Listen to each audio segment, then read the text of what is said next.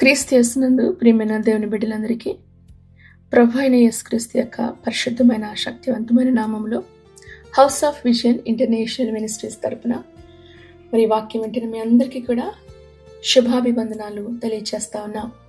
అందరు బాగున్నారా?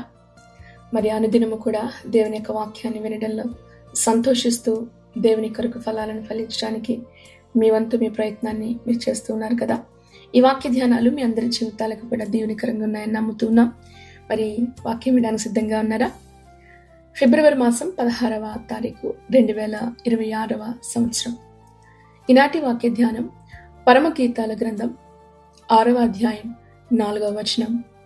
నా సఖి, నీవు తిర్సా పట్టణము వలె సుందరమైన దానవు, యెరూషలేమంతా సౌందర్యవంతురాలవు, టెక్కెములను ఎత్తిన సైన్యము వలె భయము పుట్టించు దానవు.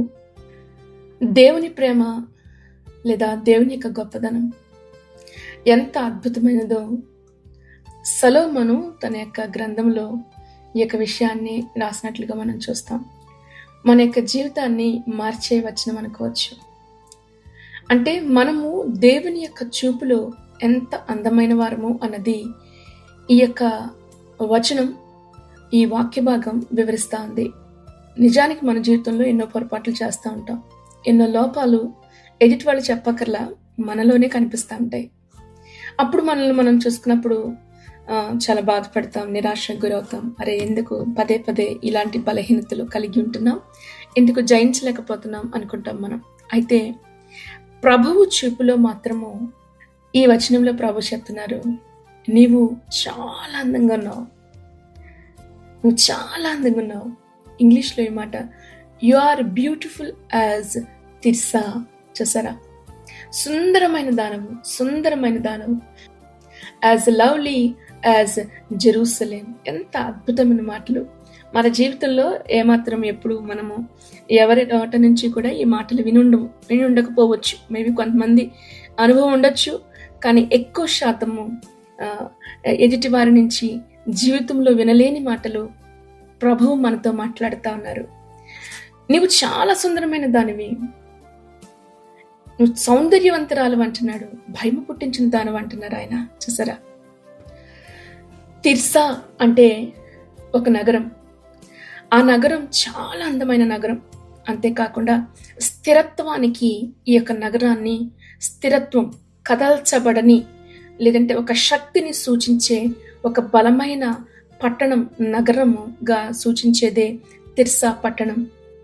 దేవుడు తన ప్రజలైన దేవుని యొక్క సంఘాన్ని, దేవుని బిడ్డలమైన మనల్ని తిర్సా పట్టణంతో ఆయన పోల్చడానికి ఇష్టపడతా ఉన్నారు. ఆయన అంటున్నారు, నీవు చాలా అందమైన దానివి, స్థిరత్వాన్ని కలిగి ఉన్నావు, శక్తిని కలిగి నీవు ఉన్నావు. అంటే దేవుడు తన ప్రజలలోని నిజమైన ఆత్మీయ అందాన్ని ఆయన చూస్తా ఉన్నారు. ఇది బాహ్యమైన అందం కాదు, కానీ ఇది ఆత్మీయమైన అందాన్ని, మనలో ఉన్న ఆ స్థిరత్వాన్ని ప్రభు చూస్తూ చెబుతున్న మాట. ఆలోచించండి, రాజైన దావీదు రాజు కాకముందు తన తండ్రి యొక్క లెక్కల్లో కూడా దావీదు లేడు. ప్రవక్త అయిన యెషయి తన ఇంటికి వచ్చి, నీ కుమారుల్లో ఒకరిని దేవుడు రాజుగా ఎన్నిక చేశాడు అన్నప్పుడు దావీదుని తప్ప మిగిలిన వారందరినీ ప్రవక్త ముందుకు తీసుకొచ్చాడు తండ్రి. అంటే తన తండ్రి దృష్టిలో దావీదు ఏమవుతాడులే రాజు, దావీదు కాదులే అన్నట్లుగా ఆలోచించినట్లుగా మనం అర్థం చేసుకోవచ్చు. ప్రభు అంటున్నాడు, రూపమును ఎత్తును లక్ష్య పెట్టద్దు, మనుషులు లక్ష్య పెట్టి వాటిని నేను లక్ష్య పెట్టను. చూసారా? మన దేవుడు హృదయాన్ని లక్ష్య పెట్టే దేవుడు. మన దేవుడు అంతరంగంలోనికి తొంగి చూచే దేవుడు. ఈ రోజున దేవుని యొక్క చూపులో మనం ఎలాగును ఉన్నాం. దేవుని యొక్క చూపులో మనము విలువైన వారముగా, ఇక్కడ తిర్సా వలె నీవెంత సౌందర్యమైన దానవు, ఎంత సుందరమైన దానవు, యెరూషలేమంత సౌందర్యము కలిగి ఉన్నావు. టెక్కెములను ఎత్తిన సైన్యము అంటే బ్యానర్స్, జెండాలు పట్టుకుని యుద్ధానికి వెళుతున్న సైన్యం ఎలాగైతే అంత అందంగా ఉంటుందో, ఎంత క్రమశిక్షణతో ఉంటుందో, అటువంటి భయాన్ని పుట్టించే దానివిగా నీవున్నావు అంటూ దేవుడు ఈ రోజున సంఘముతో, దేవుని బిడ్డలమైన మనతో ప్రభు మాట్లాడుతూ ఉన్నారు. ఇక్కడ ప్రభు సంబోధించిన ఆ మాట నా సఖి అంటే ప్రియతమా, డార్లింగ్. చూసారా, ఇది కేవలము ఒక పదము మాత్రమే కాదు, కానీ ఇంటిమసీ అంటే వ్యక్తిగతమైన ప్రేమను కనపరుస్తున్న మాట కదా ఇది. దేవుని యొక్క గుండెల్లో మనము ప్రత్యేకమైన వారము. ఈ వాక్యం వింటున్న మీలో చాలా మంది ఏముందులే, దేవుడు యొక్క ప్రేమ అంత అద్భుతమైనదంటే ఈ కష్టాలు ఎందుకు, లేకపోతే ఈ విమర్శలు ఎందుకు అనుకుంటున్నారు. మీ శ్రమను బట్టి, మీ కష్టాన్ని బట్టి, మీరు పొందుతున్న అవమానాన్ని బట్టి ఏ రోజు కూడా దేవుని యొక్క ప్రేమను అవమానపరచొద్దు, నిందించొద్దు. ఎందుకంటే హన్నా సమూయేలు వంటి గొప్ప ప్రవక్తకు జన్మనివ్వడానికి ముందు తన యొక్క వైరితో చాలా శ్రమ ఎదుర్కొంది. మరి తన ఊరి వారందరూ కూడా చాలా చిన్న చూపు చూసుండొచ్చు, అవమానించబడింది. కానీ దేవుని యొక్క దృష్టిలో మాత్రము హన్నా సిద్ధపరచబడుతున్న దేవుని యొక్క అంబుల పొదిలో ఉన్న ఒక బాణం అన్న విషయాన్ని మనం ఈ రోజు కూడా మర్చిపోవద్దు. ఈరోజు ఈ వాక్యం వెంటనే మీరు సిద్ధపరచబడతా ఉన్నారేమో, పదును పెట్టబడతా ఉన్నారేమో, కానీ నీవు దేవుని యొక్క అంబుల పొదిలో ఉన్నావు అన్న విషయాన్ని మాత్రం మర్చిపోవద్దు. దేవుడు చెప్తున్నాడు, నా ప్రియ సఖి, నీవెంత అందంగా ఉన్నావు తెలుసా, ఎన్ని శ్రమలు కలుగుతున్నా, ఎన్ని ఇబ్బందులు కలుగుతున్నా నీవెంత స్థిరంగా ఉన్నావో తెలుసా అంటున్నాడు ఆయన. ఈ మాటలు దేవుని ప్రియమైన వారికి అన్న విషయాన్ని మర్చిపోకండి. దేవునిని, దేవుని వాక్యాన్ని విడిచిపెట్టి తిరుగుతున్న వారికి కాదు ఈ వాగ్దానం. దేవుని కొరకు విశ్వాస జీవితంలో నిలబడడానికి శ్రమ పడుతున్న వారికి మాత్రమే ఈ వాగ్దానం. రెండవ మాట ఇక్కడ ప్రభు చెప్తున్నారు, ఎరుషలేమంతా సౌందర్యవంతురాలవు. ఎరుషలేము మహారాజు పట్టణం, పరిశుద్ధ నగరం, దేవాలయం, దేవుని యొక్క మందిరం ఉన్న స్థలం. దేవుడు తన ప్రజలను యెరూషలేము పట్టణముతో పోలుస్తున్నారు. యెరూషలేము అంతా సౌందర్యం నీకుంది అంటే దేవుని యొక్క మందిరముగా మన జీవితం ఉన్నదా? ఉంటే ఆ వాగ్దానం నీకే. దేవుని కొరకు పరిశుద్ధముగా మనం మాట్లాడుతున్నామా? మన మాటలు, ఆలోచనలు, నిర్ణయాలు దేవుని యొక్క ప్రేమను చూపించగలుగుతున్నామా? చూడండి, ఉదాహరణకు యోషియా అనే రాజు చాలా చిన్న వయసులో అధికారంలోనికి వచ్చాడు.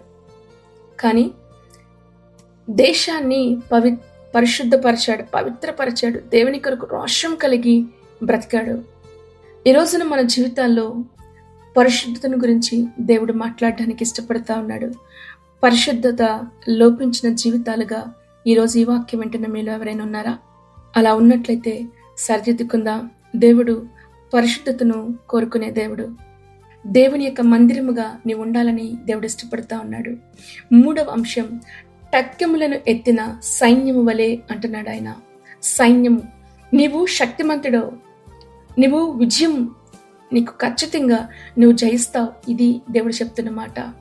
యుద్ధానికి వెళ్తున్న సేనలు ఎలా అయితే జెండాలతో చక్కని రీతిలో ధైర్యంతో నిలబడతారో అలా నీవున్నావు అంటున్నాడు ఆయన. అంటే దేవుడు వ్యక్తిగతంగా దేవుడు నేను చూస్తున్నాడు. నీలో ఉన్న ధైర్యాన్ని దేవుడు ఇష్టపడుతున్నాడు ఆయన.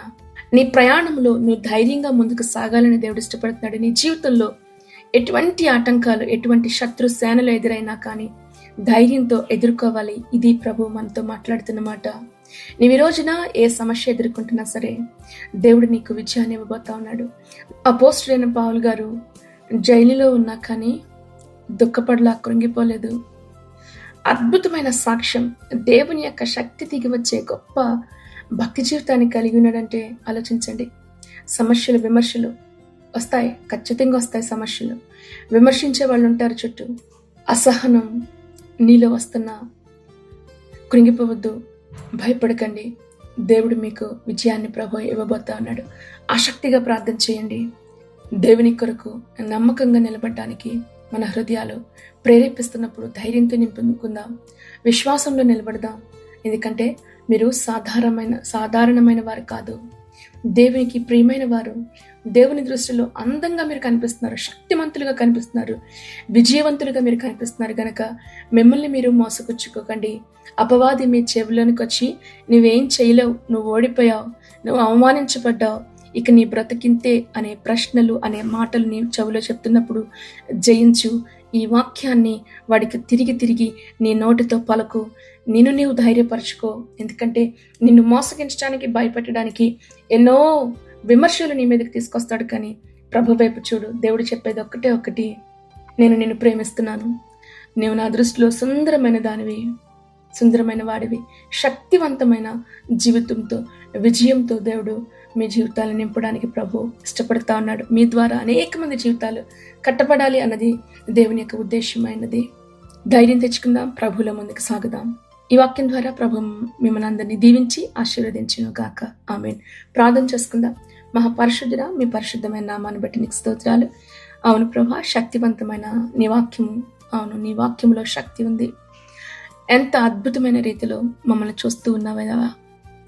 ఈ లోకం మమ్మల్ని ట్రీట్ చేసే విధానం, ఈ ప్రజలు మాతో వ్యవహరించే పద్ధతులు, మమ్మల్ని ఎప్పుడు గాయపరిచే మాటలే మనుషులు మాట్లాడతారు. కానీ అయ్యా నీకు వందనాలు. ఈ రోజున నువ్వు మాతో మాట్లాడు. తిర్సా పట్టణంతోటి, యెరూషలేము యొక్క నగరంతోటి మమ్మల్ని పోల్చిన దేవుడు నీకు వందనాలు. అట్టి రీతిగా ప్రభా, ధైర్యంతోనూ పరిశుద్ధతలోను ప్రభా, స్థిరత్వంలోనూ మా జీవితాలు కాపాడుకోవడానికి నీ కృప మా అందరికీ దయచేయమని ఈ వాక్యం వెంటనే ప్రతి ఒక్కొక్కరిని దీవించండి. వారి ఏ కష్టములు, ఏ కృంగుదలలో, ఏ కృంగుబాట్లు వీరున్నప్పటికీ కూడా వీరి మీదకి ఎటువంటి నిందలు ప్రభా, ఎటువంటి అగ్నిబాణాలు ఎదురవుతున్నా కానీ ధైర్యంతో నీ కొరకు నిలబడే శక్తిని నీ బిడ్డలకి దయచేయమని ప్రభా, నిశ్చయంగా కుటుంబ వ్యవస్థను కట్టండి. బిడ్డల జీవితాల చుట్టూ నీ కంచెమై యవనులపైన ప్రత్యేకమైన నీ హస్తమును కుమ్మరింప చేయమని అడుగుతూ ప్రభా, ఎగ్జామ్స్ రాస్తున్న బిడ్డల్ని మీరు దీవించండి. నీ కృపతో మీరు ఆవరించి నడిపించమని మరొకసారి ప్రభా, బలహీనులైన వారిని దర్శించి మీరు లేవనెత్తండి ప్రభా. నీ కృపా హస్తాలకు ఈ దినమంతా కూడా కావలసిన నడిపింపు, నీ కాపుదల భద్రత మీ బిడ్డలకి దయచేయమని, ప్రతి కీడి నుంచి నీ బిడ్డలను తప్పించమని ప్రభువైన యేసుక్రీస్తు నామములో ప్రార్థించి నీ బిడ్డలను ఆశీర్వదిస్తున్నాము తండ్రి. ఆమేన్, ఆమేన్. ప్రభువైన యేసుక్రీస్తు వారి కృప మీ అందరికీ తోడయుండి నడిపించును గాక. ఆమేన్, ఆమేన్. God bless you. Thank you.